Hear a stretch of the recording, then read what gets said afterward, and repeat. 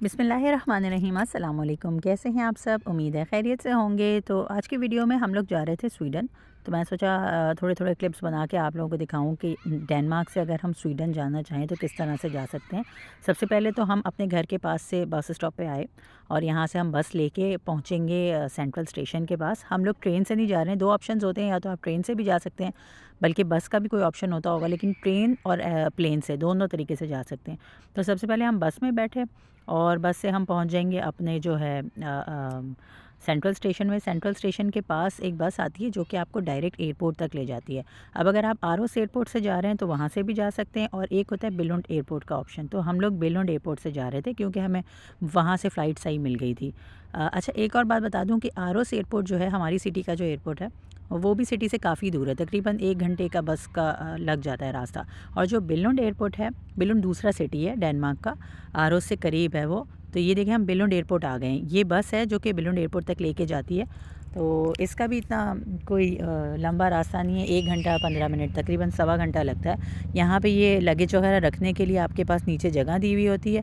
हम पहुँच गए एयरपोर्ट पे, तो ये बस डायरेक्ट आपको एयरपोर्ट पहुँचा देती है। तो ये सारा कुछ है।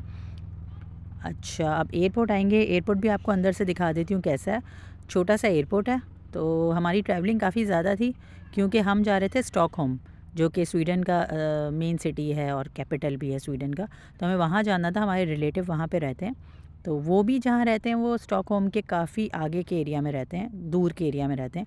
वहाँ भी हमें ट्रैवलिंग करनी थी। अच्छा, यहाँ पे सारी चेक इन की इन्फॉर्मेशन आ रही है। हमारी फ़्लाइट जो है वो 1:05 की थी स्टॉकहोम की, शायद आपको यहाँ नज़र आ रहा हो स्क्रीन पे। और हम तकरीबन 2 घंटे पहले यहाँ पहुँच गए थे 11 बजे तक। 9 बजे हम घर से निकले हैं। आधा घंटा हमारा जो है वो लग जाता है स्टेशन के करीब पहुँचने में, जहाँ से हमें एयरपोर्ट की बस मिलती है। फिर बस में तकरीबन सवा घंटा लगा। तो आप लगा लें आराम से 11 बज जाते हैं। तकरीबन 9 बजे अगर आप निकलेंगे, 9:30 करते करते 11 बजेंगे। फिर यहाँ पे अच्छा, एक चीज़ यहाँ पे आपको दिखा दूँ, यहाँ पे कोई काउंटर वगैरह पे बैठा नहीं था। ये एयरपोर्ट आप थोड़ा थोड़ा देख सकते हैं। हम जिस एयरलाइन से जा रहे थे वो नॉर्वेजियन एयरलाइन थी, इसको यहाँ पे नॉर्वेजियन पढ़ते हैं। तो उससे हम जा रहे थे और सारा कुछ ऑटोमेटिक था। हम अपने बिल की जो है वो, सॉरी बिल कह रही हूँ, अपना जो टिकट्स हैं उनकी कॉपी भी लेके आए थे अपने साथ, हार्ड कॉपी जो होती है। यहाँ से हम जो है अपने बोर्डिंग पास निकाल रहे हैं, और कोई नहीं था यहाँ पे काउंटर पे, बस खुद ही आपको सारा करना था। ये सिस्टम सामने स्क्रीन्स लगी हुई हैं, आप इंग्लिश सेलेक्ट कर लें लैंग्वेज में, और अपनी जो एयरलाइन है वो सिलेक्ट करें, और उसके बाद आप यहाँ पे अपना प्रोसेस स्टार्ट कर दें तो आपके सबके बोर्डिंग पास आ जाएंगे। और जो लगेज आप अपने साथ लेके जा रहे हैं, हम जो लगेज लेके जा रहे थे उसके बारे में भी बता दूँ। एक लगेज हमने रखा था 23 kg का, और एक हैंड कैरी हमारे पास था 10 kg का। तो 23 kg से कम ही था। अच्छा, हमेशा कोशिश किया करें जब भी ट्रैवल कर रहे हो तो जो लिमिट दी हो ना आपको, उससे थोड़ा सा कम ही लेके जाएं। तो जैसे कि अगर 23 की लिमिट है तो आप कोशिश करें कि 22 तक लेके जाएं, ताकि वहाँ पे ज़्यादा ना आए वेट। ये सारा जो है वेटिंग एरिया था आगे का, ये भी आपको दिखा देती हूँ। अच्छा, गेट का अभी तक इन्फॉर्मेशन आई नहीं थी हमारी कि गेट किस तरफ होगा हमारा। तो हम लोग इधर ही वेटिंग एरिया में बैठे थे। यहाँ पे ड्रिंक्स वगैरह मिल रही थी, आप चाहें तो बाय कर सकते हैं।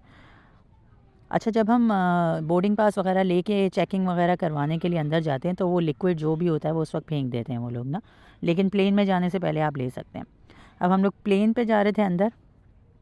यहाँ से आपको नज़र आ रहा होगा, ये दूसरी रयान एयरलाइन है कोई, उसका भी कोई जहाज़ खड़ा हुआ था। हमें जिसमें जाना था वो नॉर्वेजियन थी, तो हम उसी की तरफ जा रहे थे। अंदर से भी आपको दिखाती हूँ, छोटे जहाज़ हैं, ज़्यादा बड़े नहीं हैं। हमारी फ़्लाइट थोड़ी सी डिले हो गई थी, तकरीबन आधा घंटा टाइम लग गया था ऐसे निकलने में, सॉरी, तो इसलिए हमें थोड़ा लेट हुआ था।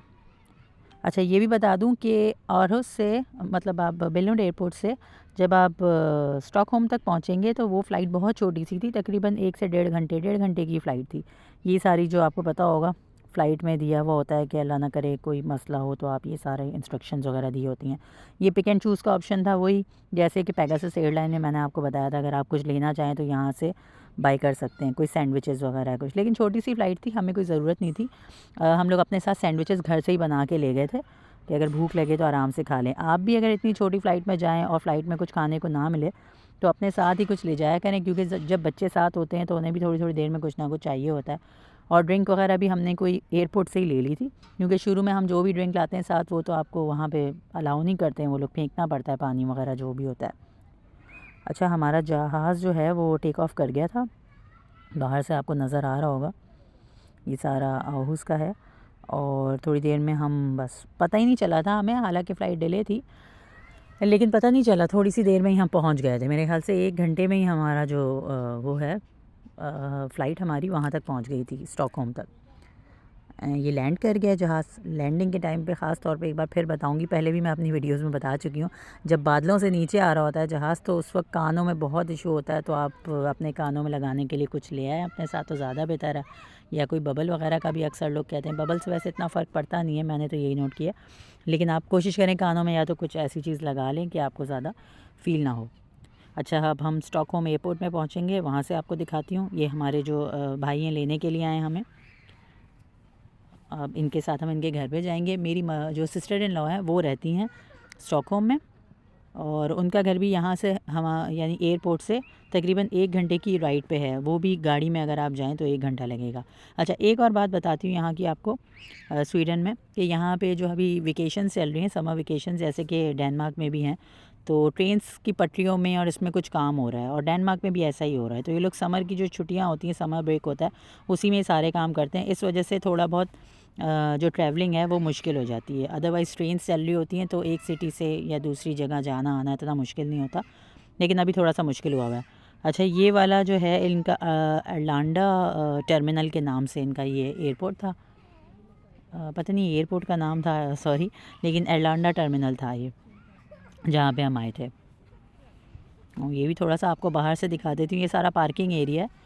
अच्छा, पार्किंग में भी यहाँ ध्यान रखना पड़ता है कि किसी को बिठा के जाएं आप, अदरवाइज़ वो आके आपका लगा के चले जाते हैं कि भाई आपको इतना फ़ाइन पे करना पड़ेगा, आप गाड़ी में किसी कोई बैठा हुआ नहीं है और ऐसे ही आप गलत जगह पार्क करके चले गए। तो इस बात का भी ध्यान रखें, एयरपोर्ट वगैरह में जहाँ भी पार्क करें कभी भी गाड़ी, तो ध्यान रखें कि भाई कोई किसी को बिठा के चले जाएँ। अगर कोई लगाने आए भी स्लिप उसकी फ़ाइन की, तो आप उसे बता दें कि ऐसा है कि बस 5-10 मिनट के लिए गए और आ रहे हैं। अब हम जा रहे थे घर की तरफ, तो मैंने सोचा गाड़ी से थोड़ी थोड़ी वीडियो बना लेती हूँ और आपको दिखा देती हूँ कि किस तरह का स्टॉकहोम सिटी। जैसे कि डेनमार्क का सिटी कोपेनहेगन है ना, मेन सिटी है, बड़ा सिटी है, इसी तरह स्वीडन का मेन सिटी जो है स्टॉकहोम है। वो उसका कैपिटल भी है और बड़ा सिटी भी है, और जिस तरह से कोपेनहेगन एक कैपिटल है और बड़ा, अपॉर्चुनिटीज़ ज़्यादा होती हैं ऑब्वियसली, जितना बड़ा सिटी होता है उतनी ज़्यादा अपॉर्चुनिटीज़ होती हैं जॉब वगैरह की, और उतनी ज़्यादा आबादी भी होती है। तो ये भी काफ़ी क्राउडेड लगा था हमें। वैसे तो स्वीडन जो है ओवरऑल ही बहुत बड़ा मुल्क है, Denmark as compare to Denmark. Denmark एक छोटा सा मुल्क है और स्वीडन काफ़ी बड़ा है। तो आगे हम जाते जा रहे हैं। अच्छा, मैंने और भी कुछ वीडियोस बनाई हैं, वो भी आगे आपको दिखाऊंगी, जिसमें मैं स्वीडन के कुछ रूल्स वगैरह का भी आपको बताऊंगी कि डेनमार्क से किस तरह से डिफरेंट है, तो दोनों का कंपैरिजन किया जाए तो कौन सा बेहतर लगेगा आपको। खैर, दोनों के ही रूल्स, कुछ रूल्स मिलते जुलते हैं और कुछ डिफरेंट हैं, तो आगे कुछ और वीडियोज़ में भी आपको मैं दिखाऊँगी। इसके बाद बस हम घर पहुँच गए थे। अच्छा, अब ये नेक्स्ट डे की वीडियो है, जब हम कहीं जा रहे थे बाहर, तो मैंने सोचा दिखाती हूँ आपको यहाँ की बसेस वगैरह और कुछ बसेस के रूल्स भी बताती हूँ यहाँ पे। तो यहाँ की बसेस जो हैं वो रेड कलर की हैं, बिल्कुल वैसी जैसे डेनमार्क में होती हैं, बस वो येलो आ रही है। अच्छा, ये कार्ड है, इस कार्ड के बगैर आप ट्रैवल नहीं कर सकते। कार्ड हो या जो भी आपका टिकट हो, ड्राइवर वाली जो सीट है ना आगे, वहाँ से इस कार्ड को स्कैन करवाना होता है और फिर अंदर आना होता है। डेनमार्क में तो इतनी सख्ती नहीं होती ना टिकट पर, अंदर ऐसे भी जा सकते हैं आप, वो तो रैंडमली कभी कभार अगर चेकर आ जाए तो फिर फ़ाइन लग जाता है, अदरवाइज़ इतना लाजमी नहीं होता कि जो आपका ड्राइवर है वो चेक करे। लेकिन यहाँ पे स्ट्रिक्टनेस है, जिनके पास कार्ड हो वो आगे से आएगा। और एक और बात बताती हूँ आपको, एक अच्छी बात जो यहाँ की मुझे बसेस में लगी है कि अगर स्ट्रॉलर हो ना आपके पास, यानी आपके साथ छोटा बच्चा है, तो स्ट्रॉलर के साथ जो भी पेरेंट उसका होगा, जो भी गार्डियन होगा, तो उसका टिकट नहीं लगेगा, ठीक है, तो वो फ्री होगा बिल्कुल। और दूसरे जो लोग जा रहे होंगे साथ, उनको अपना कार्ड दिखाना है, स्कैन करना है, और बच्चे फ्री होते हैं, बच्चे इनके भी 12 साल से छोटे बच्चे फ्री हैं। अच्छा, उसके बाद हम आए थे जहाँ पे, वो जगह भी आपको दिखा देती हूँ जहाँ पे हम लोग आए थे, ये आपको नज़र आ रहा होगा। अच्छा, इसका कुछ अजीब सा नाम था, मुझे याद नहीं आ रहा इसका नाम। इस जगह में ये था कि यहाँ पे कुछ एनिमल्स वगैरह थे, मतलब एक तरह से थोड़ा बहुत ज़ू था, और इनका जो पुराना सिटी कैसा होता था, इनकी जो पुरानी सिटीज़ और कल्चर वगैरह की चीज़ें इन्होंने यहाँ पे दिखाई हुई थी। तो थोड़े थोड़े जगह जगह हमें जो है वो नज़र आ रहे थे इनके जो हैं एनिमल्स वगैरह हैं। और आगे मैं आपको और दिखाऊंगी, आगे जो है कुछ पुराने जो इन्होंने दिखाया हुआ है कि ओल्ड सिटी हमारे कैसे होते थे, लोग किस तरह के कपड़े पहनते थे, कैसे रहते थे, वो सारा भी इस वीडियो में आपको नज़र आता रहेगा। तो जब तक मैं आपको ये बता देती हूँ कि घूमने फिरने की जगहों के हवाले से जो है ना, यूरोप में मुझे तो वैसे लगता है कि सारा कुछ एक ही जैसा है। जिस भी कंट्री में चले जाएँ आप, डेनमार्क जाएँ, जर्मनी जाएँ, या स्वीडन आ गए। तो अभी तक तो सारे एक ही तरह के लग रहे हैं। और एक और बात ये कि यहाँ पे नेचुरल ब्यूटी इतनी ज़्यादा नहीं है जैसे कि पाकिस्तान वगैरह में है ना। अगर पाकिस्तान में अच्छे हालात और सब हो ना तो इतने टूरिस्ट आए, क्योंकि पाकिस्तान में जो ब्यूटी है ना वो इन लोगों के पास नहीं है। हाँ, नॉर्वे साइड में मैंने सुना है कि है खूबसूरती काफ़ी, या स्विट्ज़रलैंड चले जाएँ, स्विट्ज़रलैंड बहुत खूबसूरत है। तो उसके अलावा ये जितने भी हैं ना ये सारे एक ही जैसे हैं, बस थोड़ा बहुत इंफ्रास्ट्रक्चर का आपको फ़र्क नज़र आएगा, बिल्डिंग्स वगैरह थोड़ी सी डिफरेंट होंगी, ट्रांसपोर्ट सिस्टम थोड़ा सा डिफरेंट होगा, ये सब होता है। लेकिन बाकी ओवरऑल कोई इतना ख़ास फ़र्क नहीं है। और घूमने फिरने की जगहें यहाँ पे इतनी हैं भी नहीं। ये आपको दिख रहा होगा इधर, ये सारा इनका ओल्ड सिटी का दिखाया हुआ है कि पहले ये खाना किस तरह बनाते थे। बिल्कुल ऐसा लग रहा है जैसे पाकिस्तान में गाँव की या इस तरह की लाइफ होती थी ना। चक्की रखी हुई है और जानवर वगैरह रखे हुए हैं, मुर्गियाँ पाली हुई हैं, वो सब कुछ बिल्कुल ऐसा ही नज़र आ रहा था ना जैसे पाकिस्तान में पहले होता था, या अभी भी गाँव की जो लाइफ होती है उसी तरह का था इनका भी पहले का सिस्टम। तो हाँ, मैं आपको बता रही थी घूमने फिरने की जगहें अगर कोई भी हमसे पूछता है कि भाई तुम कहाँ गए, तो इतनी कोई ख़ास यहाँ पे जगहें हैं नहीं। हाँ, कोई समंदर के पास चले गए, बोट वगैरह में चले गए, वो भी हम लोग गए थे। आगे मैं आपको उसकी भी दिखाऊँगी वीडियो में कि हम कहाँ-कहाँ गए थे। तो इतनी कोई ख़ास है नहीं जगह। हाँ, ये होता है कि घरों के बाहर जहाँ हम रह रहे होते हैं ना उसके बाहर ही इन्होंने इतना अच्छा साफ़-सुथरा एनवायरनमेंट दिया हुआ होता है, बच्चों के झूले वगैरह दिए होते हैं कि वहीं पे चले जाएँ बहुत है। या अगर किसी अम्यूज़मेंट पार्क जाना चाहिए, मैं पहले भी शायद किसी वीडियो में बता चुकी होंगी, तो बहुत महँगी हैं ना अम्यूज़मेंट की जो जगह है यहाँ पे।